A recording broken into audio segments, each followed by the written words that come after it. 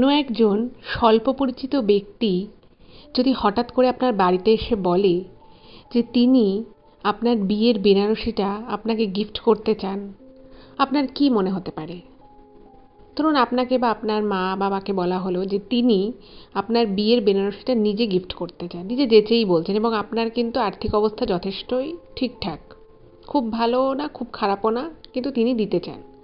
তো আপনার কি মনে হতে পারে? আপনার মনে হতে পারে যে মানুষটি হয়তো খুব একজন সেন্সিবল মানুষ, ওনার হয়তো মনে একটা ইচ্ছে যে উনি কোনো মেয়ের বিয়েতে বেনারসি দান করতে চান, এরকমই আপনার কিছু হয়তো একটা মনে হবে।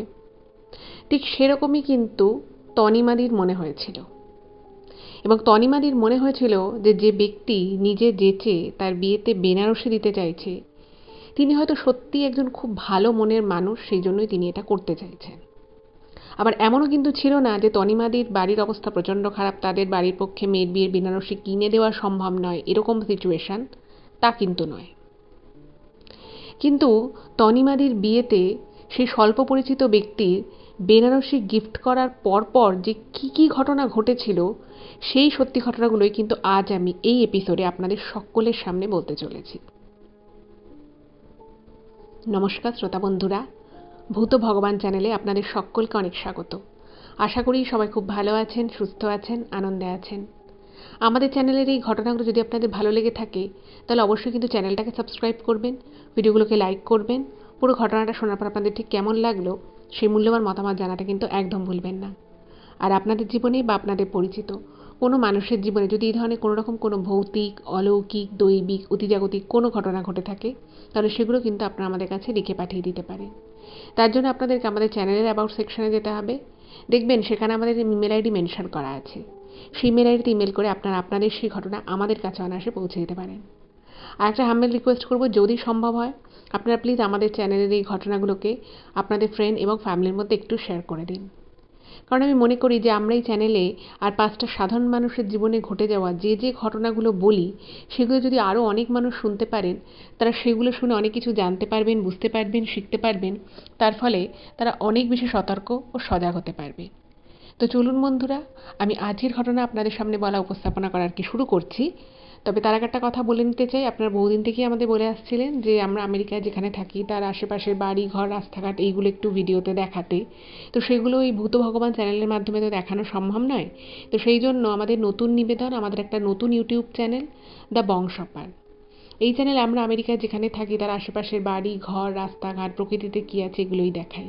তাই আমার মনে হয় ঘটনা মানে ওই চ্যানেলে যে কন্টেন্টগুলো রয়েছে, যেভাবে আমরা দেখাচ্ছি, সেগুলো আমার মনে হয় আপনাদের ভালো লাগবে। আর যদি ভালো লাগে ওই চ্যানেলটাকেও কিন্তু সাবস্ক্রাইব করবেন। তো চ্যানেলটার নাম আমি আবার বলে দিচ্ছি, দ্য বংশপাল। চলুন এবার চলে যাচ্ছি সরাসরি আজকের ঘটনায়। তনিমাদি আমাদের এই ভূত ভগবান পরিবারের অনেক দিনের সদস্য। উনি একদম প্রথম দিক থেকে আমাদের যে কন্টেন্টগুলো ছিল সেখান থেকে কিন্তু উনি রেগুলার বেসিসে কমেন্ট করেন, এবং উনি জানিয়েছেন ওনার খুবই ভালো লাগে আমাদের চ্যানেলের ঘটনাগুলো।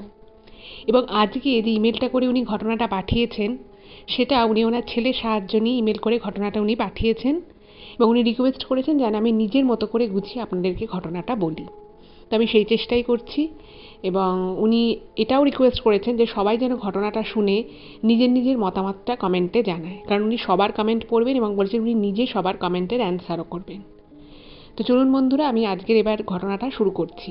তো তার আগে আমি ঘটনা সম্পর্কিত ওই কয়েকটা কথা আপনাদেরকে বলে নিই, তাহলে আপনাদেরও ঘটনাটা বুঝতে সুবিধা হবে, আমারও আপনাদেরকে বোঝাতে সুবিধা হবে। তনিমাদির বিয়ে হয়েছিল আজ থেকে 17 বছর আগে।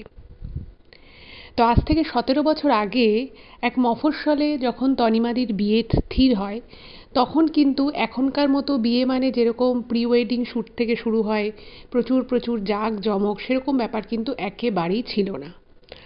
আর তনিমাদির বাড়ি ছিল মধ্যবিত্ত ঘরে, এবং ওনাদের বাড়িতে হচ্ছে পড়াশুনোটার একটা খুব চল ছিল। সবাই আর কি ভালো করে পড়াশুনো করবে, তারপরে যে যার মতো জীবনে কাজ করবে, এটাই ছিল পরিবারের মূল ব্যাপার। তো সেই সময়ে তনিমাদি উচ্চ মাধ্যমিক অবধি পড়াশুনো করে, এবং তারপরে কিছু কারণে, কারণ ওনার প্রথম কারণটা ছিল ওনার বাড়ি থেকে কলেজ অনেকটা দূরে ছিল আর ওনার পারিবারিক কিছু সমস্যা ছিল। তো সেই জন্য উনি উচ্চ মাধ্যমিক দেওয়ার পরে উনি বিভিন্ন রকমের হাতের কাজ শেখেন, এবং সেরকমই হাতের কাজ শেখার পরে উনি বাড়িতে বসেই কিছু কিছু কাজ করতেন। তো ওনাদের যে বাড়িটা ছিল মফস্বলে, ওনার যে বাড়ি, ওনার বাড়িটা হচ্ছে হুগলি জেলায়। তো সেখানে মানে ওনাদের আর কি বাড়িটা যেখানটায় ছিল সেখানে না মানে সবার সাথে, পাড়া প্রতিবেশী সবার সাথে সবার একটা কিন্তু খুব ভালো মানে যোগাযোগ ছিল। মানে পাশের বাড়ির লোকও আত্মীয়র মতো ছিল, খুব ভালো আর কি, একে অপরের সাথে মিলেমিশে থাকার মতো একটা পাড়া বা পরিবেশ, যেটাই আপনারা বলবেন। তো একটা সময় যখন উনি আস্তে আস্তে বড় হলেন, উনি কাজকর্ম করছেন, তো বাড়ি থেকে ভাবলো যে এবার মেয়েকে বিয়ে দিয়ে দেওয়া যেতে পারে। তো সেই সময় ওনার জন্য সম্বন্ধ আসা শুরু হলো।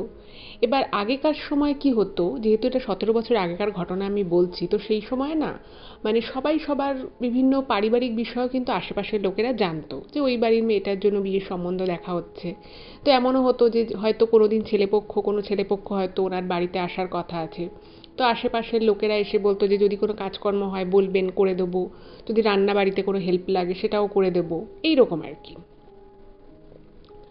তো সেই সময়ে তনিমাদির কিন্তু মানে যতই উনি উচ্চ মাধ্যমিকের পরে কিছু দিন উনি টিউশনি করতেন, তারপরে বিভিন্ন রকমের হাতের কাজের উনি বিভিন্ন জায়গায় কোর্স করতেন, সেলাই শিখতে যেতেন এক জায়গায়, তো সব কিছু করার সাথে সাথে ওনার কিন্তু মনে মনে একটা ইচ্ছে ছিল যে উনি কলেজে পড়বেন। এটা একটা ওনার স্বপ্ন ছিল যে আমি জীবনে কলেজে যাব, পড়াশুনো করব, এইরকম।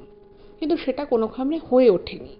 আর যেহেতু ওনার বাড়ি থেকে কলেজটাও অনেকটা দূরে ছিল, আর ওনার বাড়ি থেকে না সবাই খুব মানে ভাবতো যে মেয়েকে ছাড়বো আবার অত দূরে, এরকম। যাই হোক, তো এরকম সম্বন্ধ যখন আসতো, তো ওনাদের পাশের বাড়ির এক কাকিমার সাথে কিন্তু এই তনিমা দিদির একটা খুব ভালো সম্পর্ক ছিল।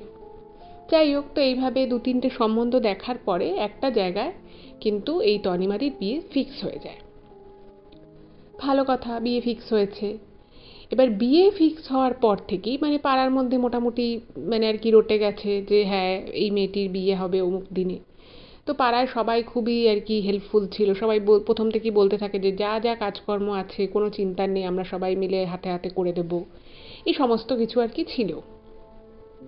এবার ওনাদের ওই দুটো বাড়ির পরে যে একটা কাকিমা ছিল, তো সেই কাকিমার এক বৌদি মাঝে মধ্যে আসতেন।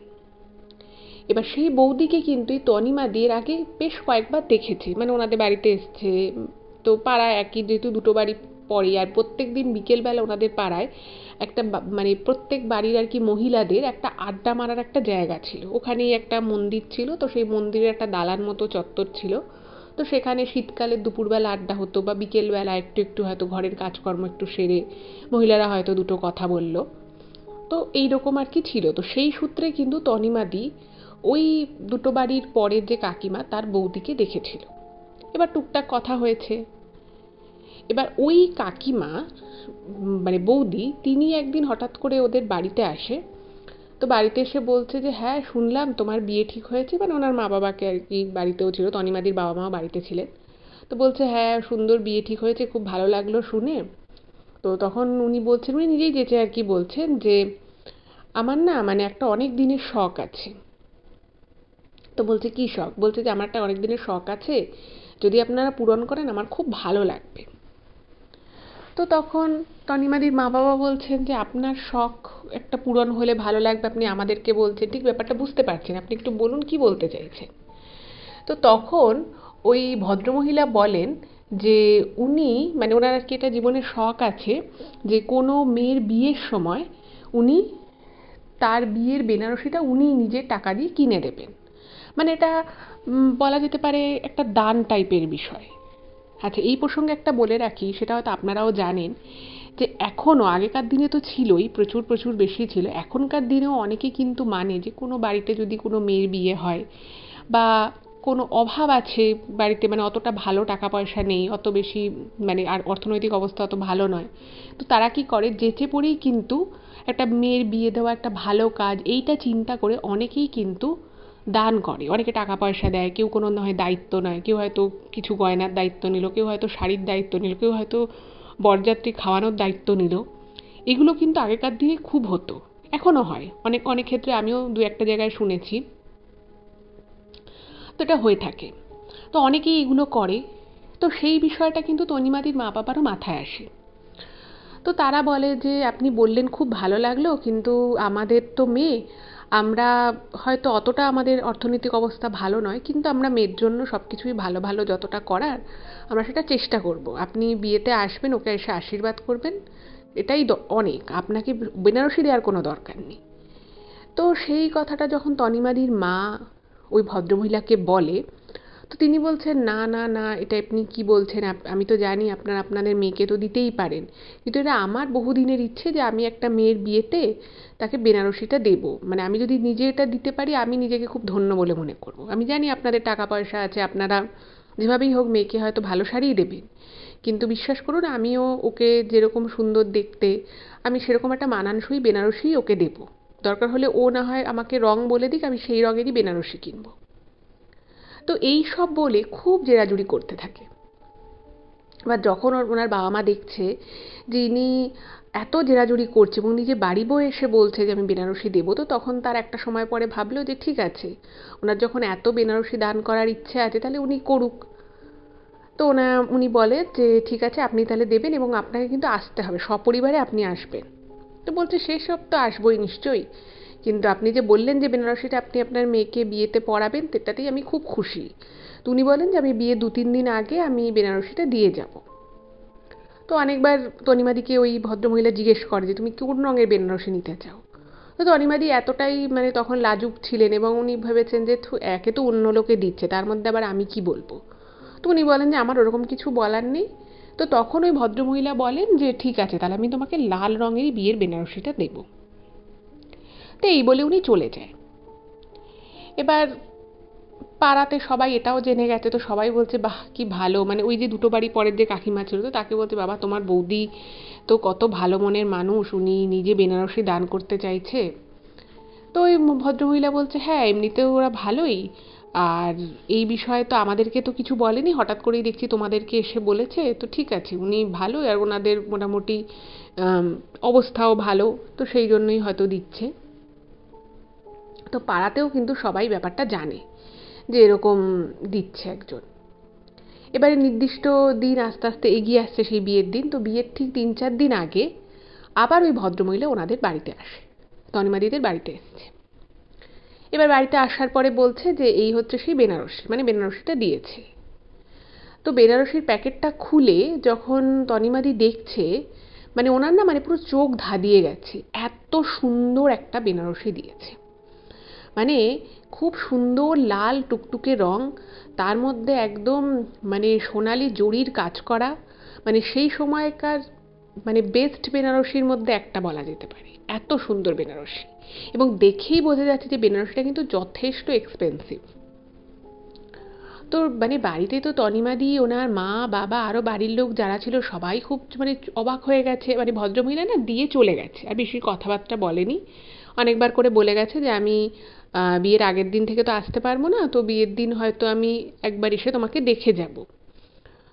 তো তারপরে উনি চলে যাওয়ার পরে সবাই প্যাকেটটা খুলে শাড়িটা দেখেছে, এবং শাড়িটা দেখে তো সবার চক্ষু চড়ক গাছ, সবাই বুঝতে পারছে যে খুব দামি একটা শাড়ি দিয়েছে। তো ভাবছে যে বাবা ওনার মন কত ভালো, উনি এরকম একটা দামি শাড়ি এভাবে দিয়ে দিল। সবাই ভাবছে, তনিমাদির বাবা মাও ভাবছে যে ওনারাও যদি ওনার মেয়েকে বেনারসি শাড়ি কিনে দিতেন, এত দামি হয়তো কোনোভাবেই দেওয়াটা সম্ভব হতো না। যাই হোক, বললাম যেহেতু যে আশেপাশের পাড়ার কয়েকজন ওনাদের এত ক্লোজ ছিল, তো তারা ওই বিয়ের 1-2 দিন আগে যারা যারা এসে সবাইকে বলেছে যে হ্যাঁ উনি বেনারসি দিয়ে গেছে। তো সবাই দেখে কিন্তু খুব প্রশংসা করেছে, বলছে বাহ এ তো দারুণ বেনারসি, মানে এই বেনারসি পরলে আর মনে হয় গয়নাগাটেও বেশি না পরলে চলবে। যাই হোক, আচ্ছা এবারে আমি বলি এই যার সাথে বিয়ে হয়েছিল সেই বিষয়টা একটুখানি বলি। তো তনিমাদির যার সাথে বিবাহ স্থির হয়েছিল তিনি কিন্তু রেলে চাকরি করতেন। রেলে চাকরি করতেন এবং তাদের মানে ওনার হাজবেন্ড আর কি সদ্য তখন তার আগ দিয়ে চাকরি পেয়েছিল, তার আগে ওনাদেরও অবস্থা মানে ওনার শ্বশুরবাড়ির অবস্থাও যে খুব ভালো ছিল তা নয়, মোটামুটি আর কি, যেভাবেই হোক চলে যেত। তো এমতাবস্থায় যখন আর কি এই বিয়েটা স্থির হয়, তো তারাও যে খুব বিশাল আয়োজন করতে পেরেছিল বউ ভাতে সেরকমও কিছু নয়, কিন্তু পরিবারটা ভালো ছিল। এবারে নির্দিষ্ট দিনে তনিমাদির ওই বেনারসি শাড়িটি পরে কিন্তু মহা সমারোহে বিয়ে হয়ে যায়। এবার বিয়ে যেদিন হয়, যেই বাড়ি মানে যে বাড়ির কাকিমার আর কি বৌদি হয়, তো তারা তো এসেছিল এবং তারা না মানে এই যে শাড়ি দেওয়া ব্যাপারটায় তারা কিন্তু খুব যে ইন্টারেস্টেড ছিল বা তাদের যে প্রচুর আর কি ব্যাপারটা নিয়ে খুব মানে জানার ইচ্ছে বা ইন্টারেস্ট সেরকম কিন্তু কিছু ছিল না। আর এই ওই মানে ওই কাকিমার আর কি বৌদি যিনি আর কি শাড়িটা দিয়েছিলেন, তিনি শাড়িটা দেওয়ার আগে বা উনি দেবেন কি দেবেন না সেই বিষয়ে কিন্তু ওই কাকিমার সাথে কিন্তু সেরকম কিছু আলোচনা করেনি। মানে উনি নিজেও অবাক হয়ে গেছে যে ওনার বৌদি এসে এই বাড়িতে সেরকমভাবে যে শাড়ি দেওয়ার ইচ্ছে প্রকাশ করেছে। যাই হোক, তো উনিও আর কিছু বলেনি। তো নির্দিষ্ট দিনে ভালোভাবে তনিমাদির বিয়ে সম্পন্ন হয়। এবার বিয়ে হওয়ার পরে উনি শ্বশুরবাড়ি যান। সেখানে গিয়ে উনি সংসার শুরু করেন। সব কিছু কিন্তু প্রথম 10 দিন খুব একদম ঠিকঠাক চলছে, যেরকমভাবে চলা উচিত একটা স্বাভাবিকভাবে সেরকম স্বাভাবিকই চলছিল। এবার বিয়ের আগে কিন্তু উনি তনিমাদি এর একবারই ওনার হাজবেন্ডকে দেখেছিলেন। তো যখন দেখেছিল সে তখন 2-4টে কথা হয়েছিল, কিন্তু মানে তখন কথা যা হয়েছিল বা যেরকম উনি পরিবার সম্পর্কে শুনেছিলেন, উনি বিয়ে হয়ে প্রথম 8-10 দিন কিন্তু সব কিছু ঠিকঠাকই দেখেন। কিন্তু তারপর থেকে ওনার মনে হতে থাকে যে যে বাড়িতে তনিমাদি বিয়ে হয়ে এসেছেন সেই বাড়িতে না মানে সবাই কীরকম যেন একটা মানে অস্বাভাবিক কথাবার্তা বলে মাঝে মধ্যেই, অসংলগ্ন কথা। বাড়িতে মানে সকালবেলা যেরকম একটা প্রত্যেকটা বাড়িতে কী হয়, সকালবেলা উঠে হয়তো বাড়ির বড়রা স্নান টান করে পুজো দিয়ে রান্নাবাড়ি করতে থাকবে, এটাই স্বাভাবিক। কিন্তু দেখছে যে 8-10 দিন কিন্তু সেরকমভাবেই হয়েছে যে সকালবেলা যেরকম উঠে যে যা নিজের কাজকর্ম করবে সব কিছু সেভাবেই হয়েছে। কিন্তু যেই 10টা দিন পেরিয়ে গেল, 10 দিন পেরোনোর পর থেকে তনিমাদি আস্তে আস্তে বুঝতে পারে যে ওনার শ্বশুরবাড়িতে কিছু একটা প্রবলেম আছে। কীরকম প্রবলেম, সেটা হচ্ছে সকালবেলা উঠে তনিমাদি স্নান করে ওনাদের একটা যে ঠাকুর ঘর ছিল সেখানে পুজো টুজো কোনো রকমে দিয়ে উনি যখন রান্নাঘরের দিকে আসছেন যে রান্নাবাড়ি করবেন, ওনার হাজবেন্ড কাজে বেরোবে, তখন উনি দেখছেন যে ওনার শাশুড়ি বলছে না না এখন রান্নাবাড়ি কিছু করতে হবে না। সারা রান্নাঘর পুরো লণ্ডভণ্ড করা, বাসনপত্র যে বিয়ে করে এসে ওই 10টা দিন উনি দেখেছে সব কিছু যেরকম গৃহস্থ বাড়িতে সাজানো থাকে গোছানো থাকে সেরকমই কিন্তু উনি দেখেছিলেন। কিন্তু এই 10 দিন কাটতে না কাটতে উনি দেখছে যে শ্বশুরবাড়িতে কোনো জিনিসই ঠিকঠাক নেই। রান্নাঘরে রান্না করতে দিতে চাইছে না ওনার শাশুড়ি। ওনার যে হাজবেন্ড, সে হাজবেন্ডও মানে কখন কাজে বেরোবে, মানে বিয়ের আগে উনি শুনেছিলেন যে ওনার স্বামী মানে কাজকর্মের দিকে খুব সিরিয়াস, মাত্র 2 বছর হয়েছে চাকরি পেয়েছে, তো সেই জন্য কাজের প্রতি ওনার বিশাল একটা কনসেন্ট্রেশন রয়েছে। এবং বিয়ের পরে সেটাও দেখেছেন উনি কয়েকদিন যে ঠিকঠাক টাইমেই কাজে গেছে। কিন্তু হঠাৎ করে উনি দেখছে যে ওনার হাজবেন্ড কাজে হয়তো যেখানে উনি সকাল 9টার মধ্যে বেরোনোর কথা, সেখানে দেখা যাচ্ছে যে 11টা 12টা হয়ে যাচ্ছে, কোনো রকমে উনি কাজে যাচ্ছে, সেখান থেকে তাড়াতাড়ি চলে আসছে, ঠিকঠাক মতো কাজ করছে না।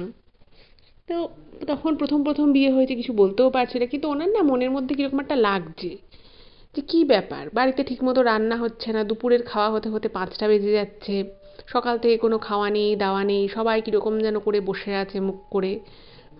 একটা অদ্ভুত টাইপের লাগছে। তো যাও সেটা তনিমাদি প্রথমে কিছু বলেনি, যে ঠিক আছে কিছু একটা মানে সমস্যা হয়তো হয়েছে, এত বিয়ে বাড়ি গেলে হয়তো বেশি খরচাপাতি হয়েছে, সেটা নিয়ে হয়তো কোনো সমস্যা থাকতে পারে। তো উনি কিছু প্রথম দিকে বলতেন না। তো এরপরে দেখছে যে অদ্ভুত রকমভাবে বেশ কিছুদিন কাটছে। তো তখন উনি ওনার হাজবেন্ডকে বলেছে যে আচ্ছা সকালবেলা তো মানে একটা খাওয়া দাওয়ার ব্যবস্থা থাকা উচিত। প্রথম প্রথম এসে তো আমি দেখলাম কদিন বেশ ব্রেকফাস্ট যেরকম হওয়া, যেরকম আর কি সকালে জলখাবার খাওয়া হচ্ছে বা রান্নাবাড়ি হচ্ছে। তো উনি বলছে যে তোমারও তো অফিসে প্রত্যেক দিন দেরি হয়ে যাচ্ছে, তো তুমি বলো বাড়িতে যে ঠিকঠাক টাইমে যাতে আমাকে রান্নাটা করতে দেয়, তাহলে তুমিও খেয়ে যেতে পারবে টাইমে। তো তখন না ওনার হাজবেন্ড বলছে যে কেন, সব কিছু তো ঠিকঠাকই চলছে, কি অসুবিধে হচ্ছে? বলছে কেন সকালে যে তুমি না খেয়ে থাকো, কতক্ষণ আমি না খেয়ে থাকি, বাড়ির সবাই না খেয়ে থাকে। তোমার অফিস, তুমি প্রথম প্রথম 9টায় বেরোচ্ছিলে, এখন তোমার 11টা 11:30 হয়ে যাচ্ছে অফিস যেতে, তো এইটাই তো অসুবিধে হচ্ছে। তো তখন ওনার হাজবেন্ড বলছে কই না তো, আমি তো প্রত্যেক দিন 9টার সময় 9টার আগেই তো আমি বেরিয়ে যাচ্ছি, খাওয়া দাওয়া করে তো আমি বেশ বেরিয়ে যাচ্ছি, তুমি রান্না করছো, মা রান্না করছে, হচ্ছে সব কিছুই তো ঠিকঠাক চলছে। তো এইটা শুনে না মানে তনিমাদি একটু অবাক হয়ে যায় যে কী রে বাবা, আমার সাথে কি আর কি করছে নাকি? আমি বিয়ে হয়ে আসার পরে 10-11 দিন অবধি সব কিছু ঠিক ছিল, বেশ মানে এই ঘটনা চলছে প্রায় 1 সপ্তাহ। 1 সপ্তাহ থেকে খাওয়া দাওয়া টাইমে হচ্ছে না, ঠিকমতো রান্না হচ্ছে না ঘরে, ওনার শ্বশুরমশাই বসে থাকছে, বাজার আসছে না, অনেক বলে বলে হয়তো অল্প একটু বাজার আসছে। আবার উনি ওনার স্বামীকে যখন কথাগুলো বলেন, ওনার স্বামী বলছেন যে কোথায় সব কিছু সমস্যা হচ্ছে, সবই তো ঠিক আছে। এইটা শুনে না মানে তনিমাদি একটু অবাক হয়ে যায় যে কি ব্যাপার হলো, কোনো কিছুই ঠিক নেই অথচ আমার স্বামী বলছে ঠিক আছে। তো উনি ভাবলো যে ঠিক আছে, আমার স্বামী হয়তো আমার সাথে ইয়ার্কি করছে। তো উনি তখন ওনার স্বামীকে ছেড়ে উনি ওনার শাশুড়ির কাছে গেল।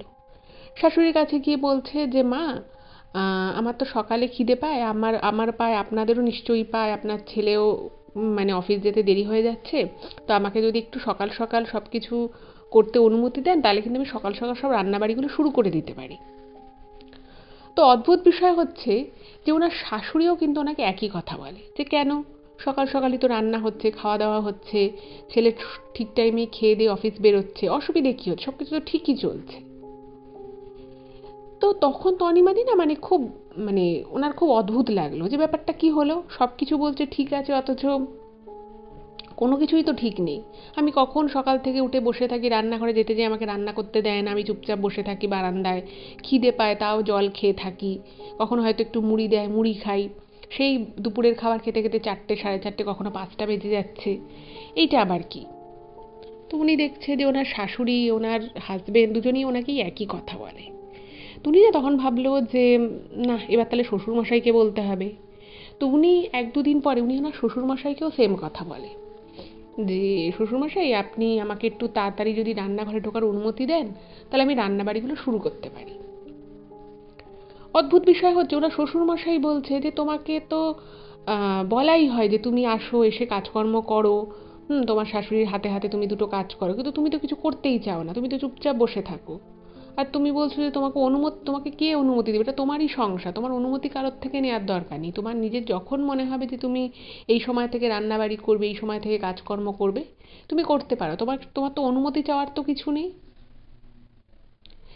এই কথাগুলো যখন তনিমাদি শোনেন উনি কিন্তু খুব অবাক হয়ে যান। উনি ভাবেন যে এটা কি হচ্ছে ওনার সাথে, উনি কিছু বুঝতে পারছেন না আর কি।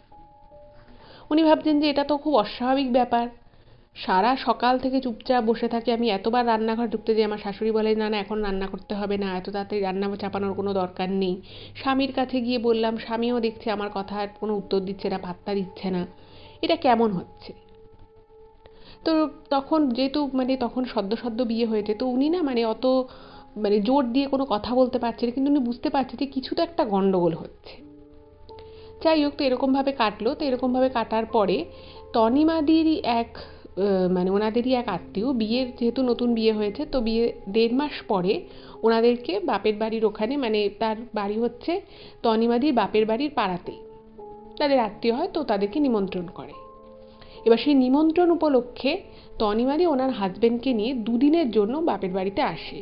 একদিন এসছে, পরের দিনটা আর কি নিমন্ত্রণ খাবে, তারপরের দিন তনিমাদি এবং ওনার হাজবেন্ড আবার শ্বশুরবাড়িতে ব্যাক করে যাবে।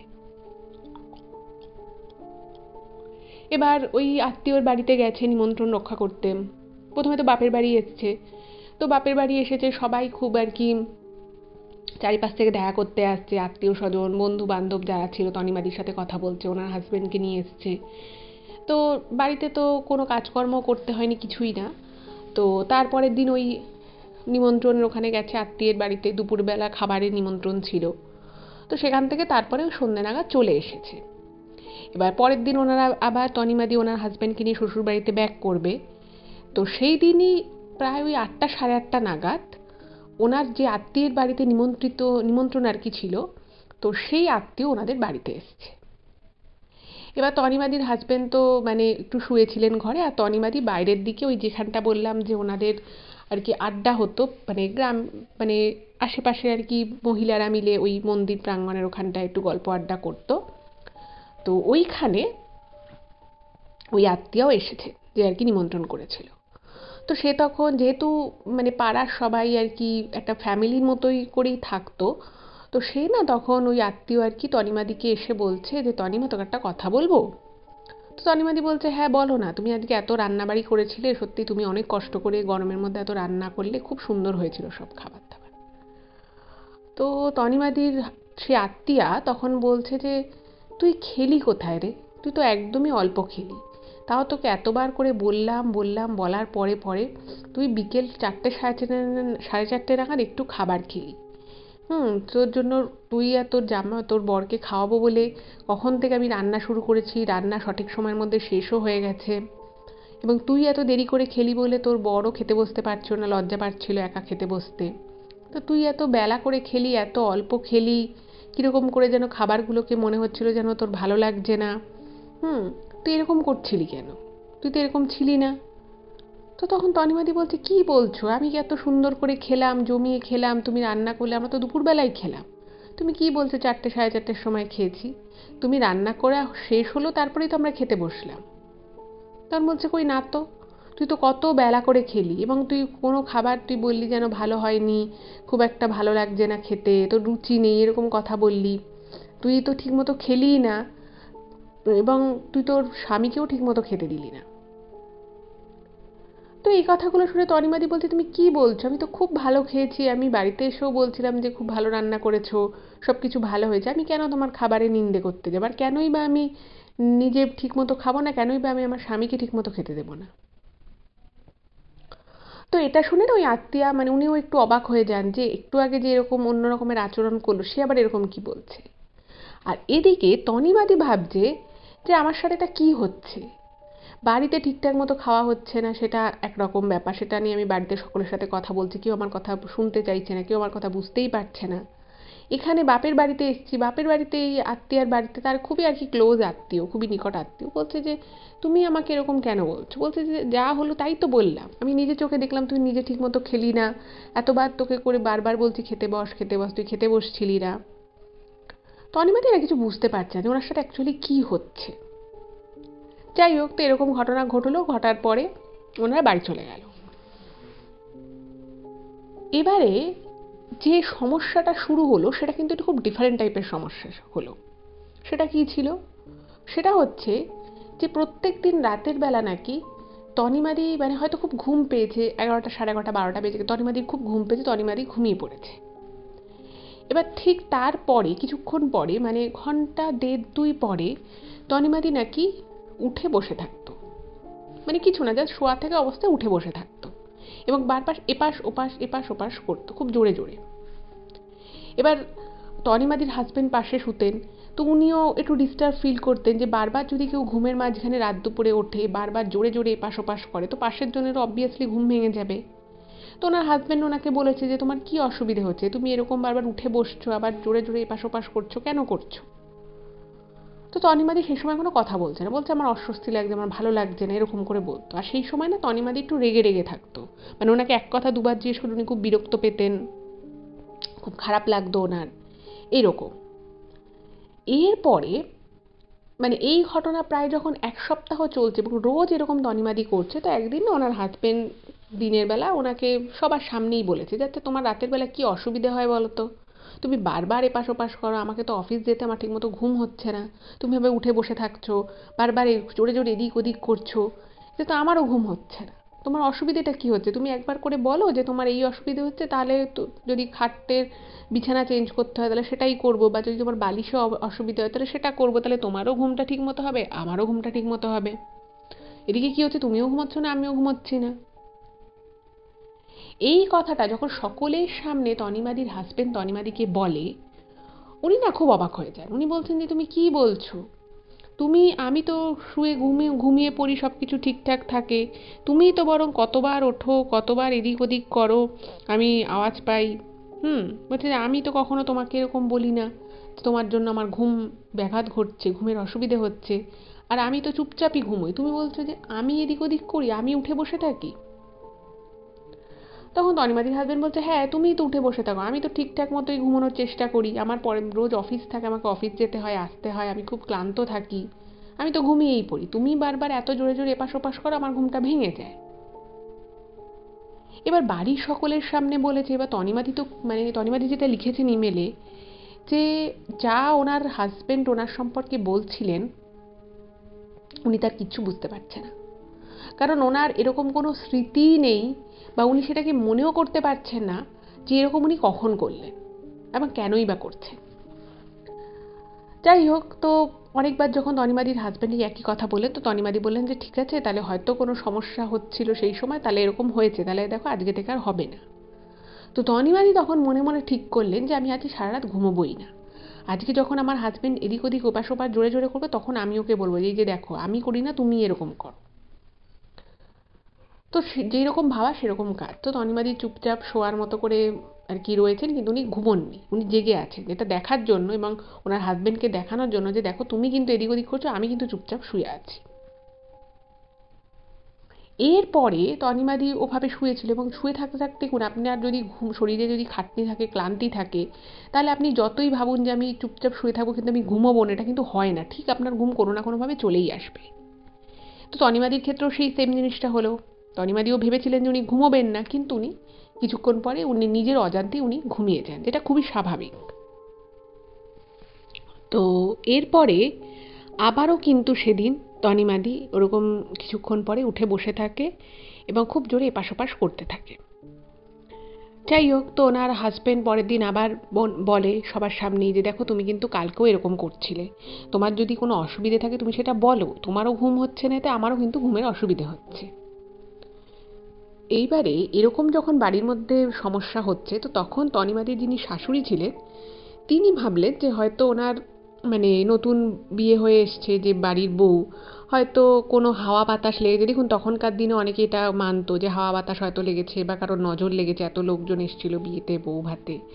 তো উনি তখন ভাবলেন যে বাড়িতে একটা পুজোর ব্যবস্থা করি। তো ঘরের মধ্যে আর কি ঘরটা ভালো করে আরও পরিষ্কার টরিষ্কার করে উনি আর কি ওনার শাশুড়ি মাই নিজে থেকে ঘরের মানে বিছানার পাত্র সমস্ত কিছু আর কি, বিয়ের জন্য যদিও সব কিছু নতুন করা হয়েছিল, তো তাও আবার নতুন চাদর সমস্ত কিছু পেতে ঠেতে ব্যবস্থা করলেন, এবং উনি ভাবলেন যে বাড়িতে একটা পুজোর আয়োজন করবেন। তো সেরকমই একটা বাড়িতে পুজোর আয়োজন করে। এবার তো ওনাকে তনিমাদিকে ওনার শাশুড়ি বলেন যে তুমি সকালবেলা 10টার মধ্যে কিন্তু রেডি হয়ে যাবে, একদম স্নান টান করে রেডি হয়ে থাকবে, একটা নতুন কাপড় পরবে, তো বাড়িতে পুজো হবে এবং দু একটা নিকট আত্মীয়কেও বলা হয়েছে, তো তারাও আসবে। তো তনিমাদি বলেছেন ঠিক আছে, আমি তো সকালবেলা এমনিই রেডি থাকি, আপনি যখন বলছেন আমি নতুন শাড়ি পরে রেডি থাকবো। এবারে অন্যান্য দিন কিন্তু তনিমাদি অনেক সকালে ওঠে, কিন্তু সেদিন কেন জানেন, সেটা তনিমাদি নিজেও ইমেলে লিখেছে যে উনি নিজেও জানেন না যে সেদিন কি হয়েছিল। উনি 9টা বেজে গেছে, মানে বাড়িতে সকলে ঘুম থেকে উঠে মানে অর্ধেক কাজ হয়ে গেছে তাদের, কিন্তু তনিমাদি আর ঘুম থেকে ওঠেনি। এবার সবাই ভেবেছে যে ঠিক আছে, সারাদিন কাজকর্ম থাকে, হয়তো বউ একটু ঘুমোচ্ছে, ঘুমোক। তনিমাদির হাজব্যান্ডও কিছু বলেনি। কিন্তু যখন দেখছে যে বাড়িতে সেদিন পুজো, মানে অনেক সময় বেরিয়ে যাচ্ছে, তাও উঠছে না, তো তখন প্রথমে তনিমাদির হাজব্যান্ড ওনাকে 7:30 নাগাদ ডাকছে যে 9টা 10টার মধ্যে পুজোর সমস্ত রেডি করতে হবে, পুজোর সমস্ত কাজকর্ম আছে। তো উনি বলছেন যে দেখো তুমি ওঠো ঘুম থেকে, তুমি উঠে একটু মাকে হেল্প করো, নালে মায়ের উপরে একা সমস্তটা চাপ পড়ে যাবে। তো তনিমাদির হাজব্যান্ড তনিমাদিকে ডাকছে, এবং যে মানুষটা রাতে অত গভীর ঘুম যা রাতেও আসে না, সে দিনের বেলা একেবারে সে ঘুমে কাদা, ওই সকাল 7:30টার সময় সে মানে কিছুই শুনতে পাচ্ছে না। তো ওনার হাজব্যান্ড অনেকবার ডাকাডাকি করার পর যখন দেখলো যে তার স্ত্রী উঠছে না, তো সে আর ছেড়ে দিল যে ঠিক আছে আর একটু ঘুমিয়ে নিক, আধা ঘন্টা পর না হয় আবার ডাকবো। এবার তনিমাদির শাশুড়ি এসছে কিছুক্ষণ পর। উনি ভাবছেন যে কী ব্যাপার বৌমা, তোমাকে একটা দিন বললাম, তুমি অন্যান্য দিন তো দেখি ঠিকঠাকই ওঠো, আজকে পুজো, আজকেই তুমি এখন ঘুম থেকে উঠছো না, এই বলে একটু বকা দিয়েছে। এই বকাটা শুনে তনিমাদি তো মানে হুড়মুড়িয়ে উঠে পড়েছে যে কী ব্যাপার হলো। উনি বলছেন বাবা আমি খুব ভুল করে ফেলেছি, আমি এতক্ষণ ঘুমিয়ে পড়েছি। বলছে ঠিক আছে ঠিক আছে, আমি এক্ষুনি স্নান টান করে ঘরটা গুছিয়ে স্নান করে আমি এক্ষুনি আসছি। তো তনিমাদির তো খুব খারাপ লেগেছে, যে আজকে একটা পুজোর দিন, একটু পরে লোকজনও চলে আসবে, পুরোহিত ঠাকুর চলে আসবেন, আর আমি এতক্ষণ ঘুমোচ্ছিলাম। তো উনি তাড়াতাড়ি করে ঘুম থেকে উঠে ঘর টর গুছিয়ে উনি স্নানে গেছে। এবার স্নান করে এসে ওনাকে বলেছে যে আলমারিতে ওনার বেশ কিছু বিয়ে উপলক্ষে প্রচুর নতুন কাপড় ছিল, তো ওনার শাশুড়ি ওনাকে আগেই বলেছিল যে একটা নতুন কাপড় পরতে। তো উনি মানে দরজা ঝরজা বন্ধ করে স্নান টান করে শাড়ি ঠাড়ি পরে উনি বেরিয়েছেন। এবার উনি যখন বেরিয়েছেন ওনার ঘর থেকে ঠাকুর ঘরের দিকে আসছে, তখন তনিমাদিকে দেখে বাড়ির সবাই পুরো অবাক হয়ে গেছে। মানে তনিমাদি তখন মানে ওই যে সেজে গুজে উনি বেরিয়েছেন পুজো উপলক্ষে, ওনার ওই সাজ দেখে বাড়ির সকলের একেবারে চক্ষু চড়ক গাছ হয়ে গেছে। মানে আপনারা হয়তো ভাবতে পারবেন না যে আমি যেটা বলতে চলেছি সেটা আদৌ সত্যি হয়েছিল কি হয়নি, কিন্তু তনিমাদি লিখেছেন ইমেলে যে এটা সত্যি, ঘটনাটা কিন্তু ঘটেছিল। তো ঘটনাটা কি ছিল সেটা আবার আমি আপনাদের বলি। তনিমাদিকে একটা সুতির শাড়ি বা একটা তাঁতের শাড়ি নতুন, যেটা আলমারিতে একটা জায়গায় রাখা ছিল, তো সেখান থেকেই একটা শাড়ি নিয়ে পরতে বলেছিলেন ওনার শাশুড়ি। কিন্তু তনিমাদি রেডি হয়ে যখন বেরোলেন তখন দেখা গেল যে উনি ওনার সেই বিয়ের বেনারসিটা, ওরকম একটা ভারী জড়ি দেয়া বেনারসি উনি গায়ে জড়িয়ে বেরিয়েছেন। এবং সেই বেনারসিটাও যে উনি পরেছে সেটাও যে খুব সুন্দর করে কুচি করে, মানে যেভাবে আর কি নর্মালি মানুষ সাবেকিভাবে শাড়ি পরে সেরকম কিন্তু নয়। খুব অদ্ভুতভাবে উনি শাড়িটাকে, মানে ওরকম একটা দামি ভারী শাড়িকে অদ্ভুত রকমভাবে জড়িয়ে পাকিয়ে উনি কোনো রকমের শাড়িটা পরেছেন। এটা হচ্ছে প্রথম ব্যাপার। যেখানে পুজোর কাজকর্ম করতে হবে সেখানে ওরকম ভারী বেনারসি পরার কোনো মানে হয় না। তো যাই হোক, উনি বেনারসিটাকে তাও আবার ভালো করে কুচি দিয়ে পিন করে উনি পরেননি, কোনো রকমভাবে গায়ে পেঁচিয়ে পুচিয়ে উনি জড়িয়ে বেনারসিটা পরেছেন। এটা 1 নম্বর ব্যাপার। 2 নম্বর ব্যাপার হচ্ছে যে উনি খুবই উগ্রভাবে সেজেছিলেন। উগ্রভাবে সেজেছিলেন আমি কেন বলছি, কারণ উনি চুলে একটা খোপা বেঁধেছিলেন, সেই খোপাটা কোনো রকমে আর কি চুলটাকে নিয়ে কোনো রকমে একটা উনি খোপা বেঁধেছেন, এবং সেই খোপার উপরে উনি প্রায় 6 থেকে 7টা ক্লিপ দিয়েছেন, যেখানে অতগুলো ক্লিপ দেওয়ার কোনো দরকারই পড়ে না। আচ্ছা, উনি 3খানা কপালে টিপ পড়েছেন, মানে একটার উপরে আর একটা, তার উপরে আর একটা, এরকম করে টোটাল 3টে টিপ পড়েছেন। উনি ঠোঁট ভর্তি এমন লিপস্টিক অ্যাপ্লাই করেছেন যেটা ওনার ঠোঁটের লাইন থেকে কিন্তু একদম বেরিয়ে গেছে অনেক ক্ষেত্রেই। আচ্ছা, কাজলে উনি এত দূর অবধি কাজল পরে সুর টেনেছেন সেটা প্রায় একদম মানে ভ্রুয়ের উপর পর্যন্ত প্রায় চলে গেছে, এবং মুখের মধ্যেও অদ্ভুত রকমভাবে সাদা সাদা করে কিন্তু উনি মানে মোটা করে পাউডারের প্রলেপ মেখেছে। এই ছিল ওনার সাজ। এইরকম একটা উদ্ভট সাজ সেজে উনি ওনার ঘর থেকে বেরোন, পুজোর ওখানে আসেন। তো ওনাকে দেখে তো প্রথমেই ওনার যিনি মানে তনিমা যিনি স্বামী, তিনি বলছে তুমি এসব কি মেখেছো মুখের মধ্যে, তুমি এইভাবে একটা বেনারসি শাড়ি এভাবে তাও জড়িয়ে পড়েছো একটা পুজোর সময়, তুমি এরকম কি সেজেছো? তো ওনার শাশুড়ি ওনাকে দেখেও তো খুব মানে অবাক হয়ে গেছে। তো ওনার শাশুড়ি ওনাকে হাতটা ধরে টেনে নিয়ে ওনার ঘরে গেছে, গিয়ে ওনাকে বলছে যে তোমাকে আমি বলেছিলাম এখান থেকে একটা নতুন শাড়ি নিয়ে পরতে, তুমি বেনারসিটা কেন পরেছো? আর এইভাবে কেউ বেনারসি পরে? তোমার বাড়ি থেকে এত সুন্দর এত ভারী একটা সুন্দর বেনারসি দিয়েছে, তুমি সেটাকে এরকমভাবে জড়িয়ে পাকিয়ে গায়ের মধ্যে কোনো রকমে জড়িয়ে চলে এসেছো? আর তুমি এত বেশি উগ্র সেজেছোই বা কেন? এটা তো ঘরের পুজো, তাতে এত সাজারও দরকার পড়ে না। তার মধ্যে সেজেছো তুমি ঠিকঠাক করে সাজতে, তুমি এভাবে উগ্র সাজ সেজেছো কেন? তো এই বলে যখন মানে বারবার যখন ওনার শাশুড়ি ওনার স্বামী ওনাকে বারবার যখন বলছে যে তুমি এরকম খারাপ করে কেন সেজেছো, উনি না সঙ্গে সঙ্গে আয়না দেখেন তনিমাদি। এবং অদ্ভুত বিষয় হচ্ছে উনি যখন আয়নায় নিজেকে দেখেন, ওনার কিন্তু নিজেকে দেখে তনিমাদি যেটা ইমেলে মেনশন করেছেন যে উনি যখন আয়না দেখেন, আয়না দেখার পরে যখন শুনছেন যে সবাই ওনাকে বলছে খুব বাজে লাগছে দেখতে, একদমই উনি বাজেভাবে সেজেছেন, উনি কিন্তু আয়না দেখে নিজেকে একদম পারফেক্ট দেখেন। উনি উনি নিজে কিছুই বুঝতে পারছেন না বা কিছু দেখতেও পাচ্ছেন না যেটা দেখে ওনার মনে হবে যে না আমি এটা অস্বাভাবিক কিছু করেছি। সবাই যখন বলছে তুমি ঠোঁটে এইভাবে কেন লিপস্টিক দিয়েছো, উনি যখন আয়নায় নিজে ঠোঁটের দিকে তাকান, উনি কিন্তু কোনো কিছু খারাপ দেখতে পান না। খুব অদ্ভুতভাবে ওনার মনে হয় যে উনি ঠোঁটে খুব সামান্য লিপস্টিক দিয়েছেন, সেটাও খুবই সামান্য। ওনাকে যখন বলা হয় যে তুমি চোখের উপর এরকম অস্বাভাবিকভাবে কেন কাজল দিয়েছো, উনি দেখেন যে ওনার চোখে আদতে কোনো কাজলই নেই, উনি কোনো কাজল পরেনই। ওনাকে যখন জিজ্ঞেস করা হয়েছে যে বাড়িতে একটা পুজো হতে তুমি এভাবে তিনখানা টিপ একটার উপরে আর একটার উপরে আর একটা ভাবে কেন পরেছো, উনি দেখেন যে উনি একটাই টিপ পরেছেন। মানে আয়নায় দেখে উনি যে সেই জিনিসটাকে কারেক্ট করবেন সেই সুযোগটাই কিন্তু তনিমাদি পাচ্ছেন না, কারণ উনি আয়নায় নিজেকে একদম স্বাভাবিক দেখছেন। সবাই অথচ ওনাকে পাশ থেকে বলছে যে খুব বাজে লাগছে, উগ্রভাবে সেজেছে, মুখে প্রচুর প্রচুর পাউডার মেখেছে, কিন্তু উনি ওনার নিজেকে যখন আয়নায় দেখছেন তখন কিন্তু নিজেকে একদম উনি স্বাভাবিকই দেখছেন, কোনো অস্বাভাবিকতা কিন্তু উনি ওনার নিজের ফেসে লক্ষ্য করেননি।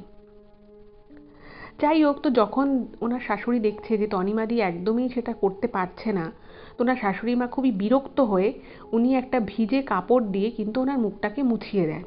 ওই রকমভাবে কাজল দেওয়া, দেখুন তখনকার দিনে এত ফেস ক্লিনার এত কিছু তো ছিল না, থাকলেও সেটা সবার ঘরে বা সবার বাড়িতে অ্যাভেলেবেল থাকতো না। তো উনি কী করেছেন, একটা কাপড় ভিজিয়ে এনে মুখে মুখে ওই লিপস্টিকটা মুছে দেন, যেভাবে বাজেভাবে কাজল দিয়েছিল সেই সমস্ত মুছে, পাউডার এক্সট্রা সেগুলো সব মুছে দেন। মুছে দিয়ে উনি নিজে কিন্তু ওনার মানে ছেলের বউকে অর্থাৎ তনিমাদিকে টিপ পরিয়ে দেন। তারপরে হালকা একটু কাজল টাজল দিয়ে প্রায় আধা ঘন্টা লেগে যায় কিন্তু আবার ওনাকে ভালো করে শাড়ি পরিয়ে ঠিকঠাক করে রেডি করতে। এবার বুঝতেই পারছেন যে এখানে যখন অনেকটা সময় চলে গেল, ইন দ্য মিন টাইম পুজোর জোগাড় যন্ত্রতে একটু দেরি হয়ে গেল, আত্মীয় স্বজনও কয়েকজন চলে এসেছিল। তো তারপরে পুজো শুরু হতে হতে কিন্তু মানে যে সময় আর কি পুজোটা শুরু হওয়ার কথা ছিল তার থেকে কিন্তু 1 ঘন্টা দেরি হয়ে যায় এই সব ঝামেলার জন্য। আচ্ছা, এবার পুজো যখন শুরু হয়, তনিমাদি নিজে পুজো আর্চার প্রতি খুবই ওনার একটা ভরসা বিশ্বাস ছিল, উনি ভালোবাসতেন পুজো আর্চা। কিন্তু যেটা তনিমাদির মনে আছে যে সেই সময় বসে তনিমাদির যখন বাড়িতে শ্বশুরবাড়িতে যখন পুজোটা হচ্ছে, খালি কিন্তু ওনার মনে হচ্ছে যে ওনার খুব খিদে পাচ্ছে। মানে দেখুন, যখন একটা পুজো হয় তো মানুষের তো কনসেন্ট্রেশনটা পুজোর দিকেই থাকে। আর সকালবেলা উনি এমনিতেই দেরি করে উঠেছে, তারপর দিয়ে রেডি হয়েছেন, যেহেতু ঘরে একটা পুজো হবে, মোটামুটি সবাই আর কি অঞ্জলি দেবে বলে কিছু না খেয়েছিল। এবং তনিমাদিরও কিন্তু এভাবে অঞ্জলি দিয়ে মানে না খেয়ে থেকে অঞ্জলি দেওয়ার অভ্যেস কিন্তু ছিল, এমন নয় যে কখনো ছিল না। কিন্তু কেন জানি না তনিমাদির সেই দিনই বেশি বেশি করে কিন্তু খিদে পেতে থাকে। উনি যাই সামনে দেখছেন ওনার মনে হচ্ছে খেয়ে নিই, ফল মিষ্টি যাই দেখছে ওনার মনে হচ্ছে খেয়ে নিই। এবং উনি পুরো পুজোটায় নিজেই স্বীকার করেছেন যে উনি অত্যন্ত অমনোযোগী ছিলেন। মানে খালি ওনার মনে হচ্ছিল যে কখন পুজোটা শেষ হবে, কখন উনি খাবেন, ওনার এত খিদে পাচ্ছে। এবং সেই দিন পুজোটা কোনো রকমে শেষ হয়ে যায় এবং ওই দিন আত্মীয় স্বজন ছিল, পাড়া আশেপাশের লোকজন, সবাইকে যে প্রসাদ দেওয়া হবে সেই সমস্ত কিছুকে বাদ রেখে যেই মাত্র পুজোটা শেষ হয়, তনিমাদি বলতে যে উনি নিজেই কিন্তু ওইখান থেকে প্রসাদ নিয়ে একটা বড় বাটির প্রসাদ কিন্তু উনি নিজে খেয়ে ফেলেন, এতটাই খিদে পেয়েছিল। এবং ওইভাবে খেতে দেখাটাও কিন্তু একটু অস্বাভাবিক বিষয়। তো তনিমাদির শাশুড়ি মা ওনাকে জিজ্ঞেস করে, যাচ্ছে তুমি কি কোনোদিনও উপোস করনি? তুমি পুজোর শেষ হতে না হতেই তুমি এভাবে নিজে কে খেলো কে খেলো না তুমি দেখলে না? তোমার স্বামী রয়েছে, আমরা রয়েছি, আরও দু একজন আত্মীয় স্বজন রয়েছে, তুমি ঠাকুরমশাইকে কিছু দিলে না, তুমি নিজে আগে ওভাবে খেয়ে নিলে, তোমার এত খিদে কি করে পেলো? তুমি কি এর আগে কখনো মানে উপোস করনি? এবার এই কথাটা যখন শুনেছে তো তখন তনিমাদি না মানে খুব অবাক দৃষ্টিতে আবার তাকিয়ে রয়েছে সকলের দিকে। তনিমাদি বলছে যে আমি খেয়েছি প্রসাদ, আমি তো এখনো কিছুই খাইনি, আমি ভাবছি যে কখন সমস্ত কিছু শেষ হবে, পুজোর ব্যাপারটা মিটবে, পুরোপুরি মিটবে, ঠাকুরমশাই বাড়ি, তারপরে তো আমরা খাবো, আমি তো কিছু খাইনি। তো তখন না তনিমাদির স্বামী একটু রেগে গেছে, বলছে যে তুমি এইমাত্র সকলের সামনে খেলে আর তুমি বলছো যে তুমি খাওনি, তুমি কেন এটা নিয়ে মিথ্যে কথা বলছো? তো তনিমাদি না খুব ঘাবড়ে গেছে, কারণ সেই সময় তনিমাদিরও মানে দেখুন, একটা মানুষ হয়তো কোনো সেই মুহূর্তের জন্য হয়তো কিছু একটা ভুলে গেল বা কিছু একটা কারণের জন্য তার হয়তো সেটা মনে পড়লো না। কিন্তু একটা মানুষ যদি মানে ভালো পরিমাণ খাবার খায় তো সে তো কিছুক্ষণ পরে সে নিজে বুঝতে পারবে যে তার পেটটা ভর্তি আছে, সে এতটা খাবার খেয়েছে। তো তনিমাদিকে যখন একটুখানি ধমকে ওনার স্বামী বলেন যে তুমি পুজোর প্রসাদ খেয়েছো অথচ তুমি মিথ্যে কথা বলছো, তো তখন না ওনার শরীরটা একটু ভারী ভারী লাগে, উনি বুঝতে পারেন যে হ্যাঁ উনি উপবাস করে নেই। তো উনি না মানে তখন খুব ঘাবড়ে যান, উনি ভাবতেন যে বাবা আমি প্রসাদ খেয়ে ফেলেছি, আমি পুজো শেষ না হতে হতেই খাবার খেলাম, তাহলে এতগুলো লোক, আমার স্বামী, আমার শ্বশুর শাশুড়ি, আরও কয়েকজন রয়েছে, আমি এদের কাউকে কিছু না দিয়ে কাউকে কিছু জিজ্ঞেস না করে আমি খেয়ে ফেললাম প্রসাদটা, অথচ আমি বেমালুম ভুলে গেলাম। এই বিষয়টা যখন হয় তখন না মানে তনিমাদির খুব খারাপ লাগে এবং উনি নিজে খুব মানে ওনার মনটাও খুব খারাপ হয়ে যায় যে ব্যাপারটা কি হলো তাহলে। এবং তনিমাদি তখন বুঝতে পারে যে মানে উনি মনে করার চেষ্টা করছেন যে বাড়িতে কিসের পুজো ছিল, কি পুজো হচ্ছিল, এবং উনি বুঝতে পারেন যে ওনার কোনো কিছুই মনে নেই, মানে কোন ঠাকুরের পুজো হচ্ছিল, সেটাতে কী দেয়া হয়েছিল প্রসাদে, কী কী যোগাড়যন্ত্র করা হয়েছে। উনি যখন নিজে মনে মনে এগুলো নিয়ে চিন্তা করতে থাকেন উনি বুঝতে পারেন যে ওনার কিছুই মনে পড়ছে না, জাস্ট কিছু মনে পড়ছে না। যাই হোক, তো সেদিন থেকে তো উনি বুঝে গেলেন যে কিছু তো একটা গন্ডগোল হচ্ছে। যাই হোক, তো এরপর থেকে মানে তনিমাদি না মানে নিজে নিজেই না খুব টেন্স থাকতেন। মানে উনি সবসময় চিন্তা করতেন যে আমি এখন কি করছি। তো উনি হয়তো তখন চুপচাপ বসে আছে, উনি সবাইকে জিজ্ঞেস করতেন যে আচ্ছা মা আমি, মানে উনি ওনার শাশুড়িকে জিজ্ঞেস করতেন যে আচ্ছা আমি কিন্তু এখানটা বসে আছি, বা উনি হয়তো কিছু একটা খাচ্ছেন, উনি বারবার বলতেন আমি না এই দুপুরবেলায় এতটা ভাত খাচ্ছি। মানে উনি ওনার প্রত্যেকটা পদক্ষেপকে নিজে নিজেই মনিটর করার চেষ্টা করতেন। কারণ ওনার সবসময় মনে হতো যে আমি, মানে প্রথম থেকেই আর কি উনি একটা কাজ করছেন, ওনাকে অন্যজন বলছে যে তুমি তো এটা করছিলেন, কিন্তু সেই যে কাজটা তনিমাদি নিজে থেকে করছিলেন সেটা কিন্তু ওনার কোনোভাবেই আর মনে থাকছিল না। তো সেই জন্য তনিমাদি কী করতেন, উনি না ভাবলেন যে আমি লেখা শুরু করি।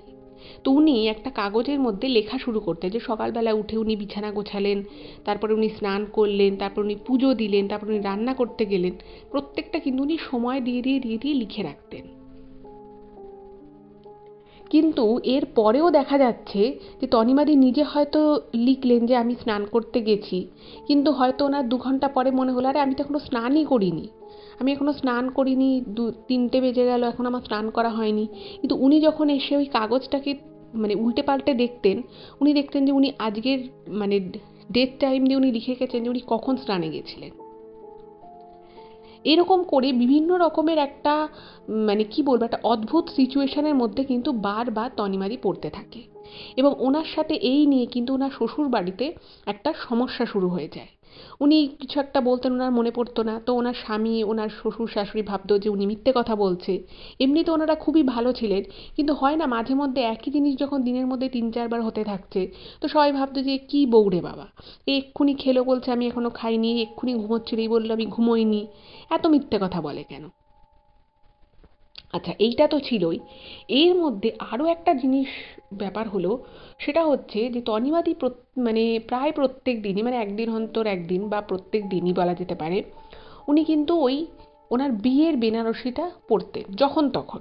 সেটা কোথাও ঘুরতে যাচ্ছেন বলে কিন্তু নয়, মানে হঠাৎ করেই হয়তো বাড়িতে আছেন, হঠাৎ করে বেনারসিটা পরে উনি বসে রইলেন। হয়তো রাতের বেলা মানে খাবার দাবার হবে, ডিনার টাইম, সবাই একসাথে খেতে বসবে, রাতের বেলাটা সবাই একসাথেই খেতে বসার ওনাদের পরিবারের নিয়ম ছিল। ওনাকে হয়তো ওনার শাশুড়ি ডাকতে এসছে ওনার ঘরে, হয়তো দেখা যাচ্ছে উনি দরজা বন্ধ করে আছে, বারবার যখন ওনার শাশুড়ি বলছে বৌমা তুমি দরজা খোলো দরজা খোলো, তো যখন তনিমাদি দরজাটা খুলতেন তখন সবাই দেখতে পেত যে উনি ওই ওনার বিয়ের সেই মোটা জরির কাজের বেনারসিটাকে কোনো রকমে গায়ে জড়িয়ে উনি খাটের উপরে বসে আছে, এবং শুধু বসে আছে তাই নয়, এরকম অদ্ভুত রকমভাবে সেজে বসে আছে। এবার এই জিনিস যখন একাধিকবার ঘটতে থাকে একটা পরিবারের মধ্যে, তখন কিন্তু সবাই আস্তে আস্তে কিন্তু ব্যাপারটাকে নিয়ে সিরিয়াস হয়ে যায়। প্রথম 1-2 বার হয়তো ভাবে যে ঠিক আছে পড়েছে পড়েছে, হয়তো খুব ইচ্ছে করছিল পড়তে তাই হয়তো পড়েছে। কিন্তু এই ঘটনাগুলোই যখন বারংবার ঘটতে থাকে তখন কিন্তু ব্যাপারটা অতটাও স্বাভাবিক অবস্থায় থাকে না। তো এবার কি হলো, এই ঘটনা যখন বারবার ঘটছে তো তখন তনিমাদির শ্বশুর শাশুড়ি ওনার বর ভাবলো যে না, তনিমাদির বাপের বাড়িতে ব্যাপারটা জানানো প্রয়োজন। কারণ অনেক দিন থেকেই সমস্যাটা হচ্ছে, ওনারা কিছুই জানাননি, কারণ সেই সময় তনিমাদিদের পরিবারেও একটা সমস্যা চলছিল, তো সেই জন্য ওনারা কিছু জানায়নি। কিন্তু দিনের পর দিন থেকে যখন এই একই সমস্যা হচ্ছে তো তখন ভাবলো যে না এবার জানাতে হবে। তো তনিমাদির বাপের বাড়িতে জানানো হলো। তো বাপের বাড়িতে জানানো হওয়ার পরে তারাও অবাক হয়ে গেল যে মেয়ে এরকম কেন আচরণ করছে, মেয়ে তো এরকম ছিল না। কিন্তু অদ্ভুত বিষয় হচ্ছে যে তনিমাদিকে যখনই জিজ্ঞেস করা হচ্ছে উনি কিন্তু কিছুই বলতে পারছে না। কিন্তু তনিমাদি এটুকু বুঝতে পারছিলেন, যেহেতু উনি লিখে লিখে রাখছেন, উনি বুঝতে পারছিলেন যে উনি অনেক সময় অনেক কিছু খুব ভুলে যাচ্ছেন। এরপরে তনিমাদিকে মানে বলল যে ঠিক আছে আপনি আপনার মেয়েকে একটু বোঝান যাতে ও এগুলো না করে, ও এই বাড়ির বউ, ও খাওয়া দাওয়া করুক, ও ঘুমোক সব ঠিক আছে, কিন্তু ওকে যখনই জিজ্ঞেস করা হয় ও কিন্তু পুরো উল্টোটা বলে। হয়তো ও ঘুমোচ্ছিল বললো না আমি জেগেছিলাম, হয়তো জেগে আছে ও বলছে না আমি ঘুমোচ্ছিলাম। তো তখন তনিমাদির বাড়ি থেকে ওনাকে বোঝানোর জন্য 2-3 দিনের জন্য তনিমাদিকে বাপের বাড়িতে নিয়ে যাওয়া হয়। এবার বাপের বাড়িতে যখন নিয়ে যাওয়া হয় তো তনিমাদি বলছে ঠিক আছে আমি আমার 2-4টে জামা কাপড় গুছিয়ে নিচ্ছি। তো সে একটা ব্যাগে করে জামা কাপড় নিয়ে এসছে। এবার তনিমাদি যখন বাপের বাড়িতে এসছে তো তখন দেখা যাচ্ছে বাপের বাড়িতেও কিন্তু তনিমাদি ওই সেম আচরণগুলো করা শুরু করেছে। ওরকমই যে 2-4টে জামা কাপড় নিয়ে আসছি বলে সে দেখা যাচ্ছে সে তার ব্যাগের মধ্যে ওই বিয়ের বেনারসিটাকে নিয়েছিল, এবং সেই বিয়ের বেনারসিটাকে দিনে 1 থেকে 2 বার সেরকম গায়ে জড়িয়ে বসে থাকছে, মানে ওরকমই আর্ধেক কথা সে বলতে পারছে না, সে কী করছিল, কী খেয়েছিল, কোনো কিছু যেন মনে নেই, খাপছাড়া খাপছাড়া ভাব, অমনোযোগী ভাব, মনে হচ্ছে যেন তার মন নেই কোনো কিছুতে। এই যে বিষয়টা হলো, সেই বিষয়টা কিন্তু তনিমাদির মায়ের খুব খটকা লাগে পুরো বিষয়টা, যে এরকম কি করে হলো, আমার মেয়ে তো এরকম ছিল না। তো উনি তখন ভাবলেন যে না, কিছু একটা করতে হবে। তো কি করবেন? তো ওনাদের ওখানে সেই সময় মানে শ্রাবণ মাসে আর কি, ওনাদের ওই হুগলির ওইখানে মানে শ্রাবণী একটা মেলা হতো, লোকাল একটা মেলা। তো সেই শ্রাবণী মেলার ওখানে কিন্তু প্রচুর জায়গা থেকে মহাদেবের প্রচুর ভক্তরা আসতেন। তো সেইবারও প্রচুর মহাদেবের ভক্তরা এসেছে। তো তনিমাদিকে বলছে যে তুই তো শ্রাবণী মেলা যেতে খুব ভালোবাসি, তো চ। তো তনিমাদি কিছুতেই যাবে না। তো ওনার মা বলছে না, এইভাবে বাড়িতে চুপচাপ বসে থাকলে তো চলবে না, তুই সবার সাথে ঘুরতিস ফিরতিস, গল্প করতিস, এখন তুই কারোর সাথে কথা বলতে চাস না, কেউ বাড়িতে এলেও তুই কথা বলিস না, দু একটা কথা বলে ঘুমিয়ে পড়ার ভান করিস, তুই যাবি না কেন? তুই চই বলে তনিমাদিকে জোর করে নিয়ে গেছে ওই শ্রাবণী মেলায়। এবার শ্রাবণী মেলাটা যেখানে হচ্ছিল, আমি বললাম যে ওখানে বিভিন্ন জায়গা থেকে মহাদেবের ভক্ত আসেন, শিব ঠাকুরকে পুজো করেন সবাই। তো সেরকমই একজন তনিমাদিকে দেখে, মানে সে হয়তো মধ্যবয়সী একটি লোক, তো সে বলছে যে এই মেয়ে এখানে আসতে চাইলো, হঠাৎ করেই বলছে, মানে তনিমাদিকে কিন্তু চেনে না, তনিমাদির মাকেও চেনে না, কাউকেই চেনে না, সে একটা অন্য জায়গা থেকে সেই মন্দির, ওখানে বিশাল বড় করে একটা এরকম মহাদেবকে নিয়ে পালা গান হয়, হতো আর কি সেই সময়। তো সেখানে শিব ঠাকুরের বিভিন্ন কথা, শিব পুরাণ পড়ে শোনানো হতো, এরকম একটা অনুষ্ঠান মতো হতো 3-4 দিন যাবৎ। এবং লাস্ট মানে ওই শ্রাবণ মাসের লাস্ট সোমবার ওখানে বড় করে পুজো হতো। তো এরকম কথা হচ্ছে।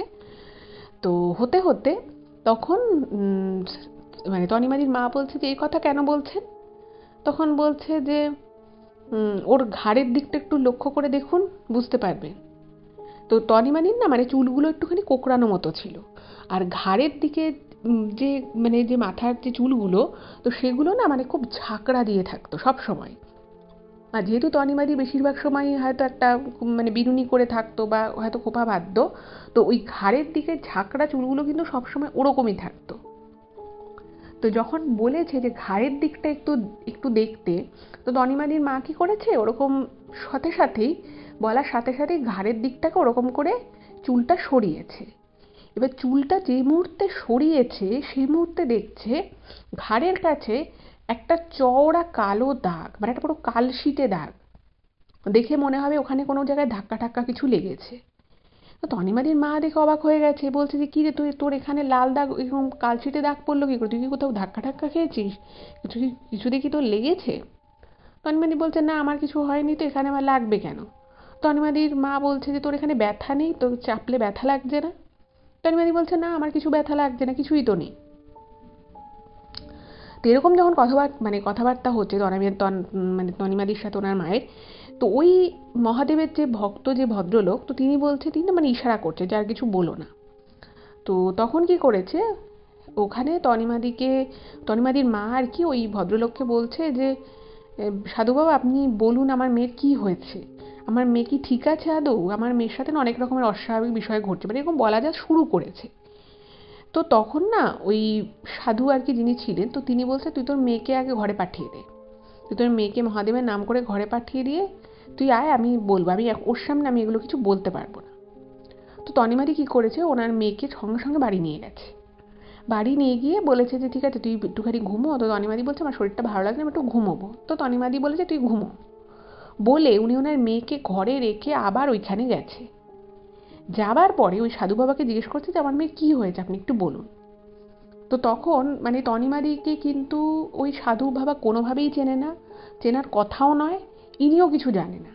কিন্তু অদ্ভুত বিষয় হচ্ছে উনি কিন্তু সমস্ত কথা পরপর পরপর বলে দেন, এবং এমন শ্বশুরবাড়িতে ওনার যা যা ঘটেছিল, যে ঘটনাগুলো তনিমাদির মা কারোর থেকেই এর আগে শোনেনি, সেই সমস্ত কথা কিন্তু এই সাধু বাবা বলে দেয় যে ওর কিন্তু শ্বশুরবাড়িতেও এই নিয়ে সমস্যা হচ্ছে।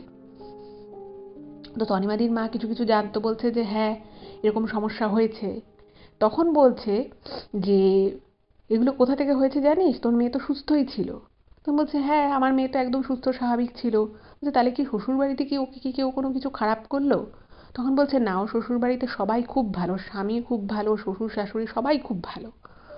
তোমার মেয়ের সমস্যাটা এসেছে, তোমার মেয়ে শাড়ি থেকে, বিয়ের যে শাড়িটাও পরেছিল, বিয়ের যে বেনারসিও পরেছিল, সেই বেনারসিটা থেকেই কিন্তু ওর শরীরের মধ্যে একটা প্রচণ্ড বাজে রকমের এবং শক্তিশালী একটা আত্মা কিন্তু ওর উপরে ভর করার চেষ্টা করছে। পারছে না, পুরোপুরি পারছে না, কিন্তু বারংবার কিন্তু চেষ্টা করছে।